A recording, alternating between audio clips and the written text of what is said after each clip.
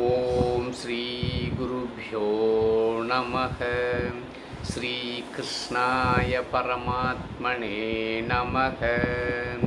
श्री भगवानुवाच संन्यास कर्मयोगश्च निःश्रेयसकरा उभौ तयोस्तु कर्म संन्यासात् कर्मयोगो विशिष्यते।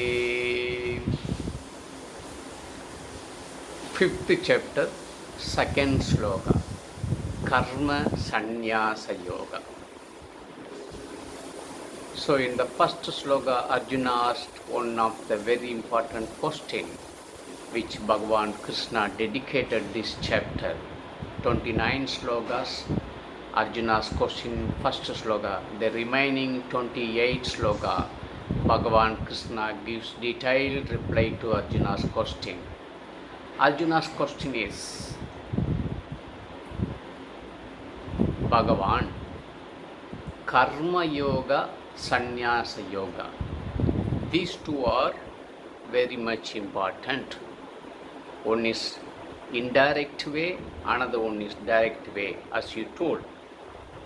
But out of these two, which is best and suitable for me? Please let me know.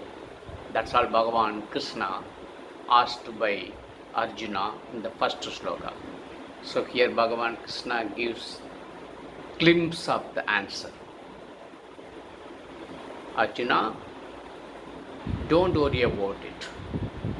Both yoga, through Karma Yoga and through Sannyasa Yoga, you can attain liberation, you can attain moksha, you can attain Atma Jnanam, you can attain Tattva Jnanam, Brahma Jnanam. But Sannyasa Yoga is not meant for everyone. Karma Yoga is meant for everyone, but Sannyasa Yoga is not meant for everyone. It needs certain mental disciplines. It needs certain mental mindset.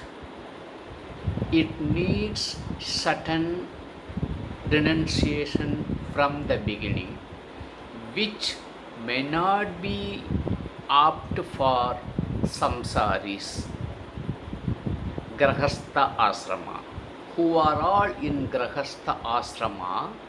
For them, renunciation of all karmas are difficult compared to sannyasa asrama, where they have few karmas to do. Doing karma, suppose karma yoga, what exactly? Renunciation of karma.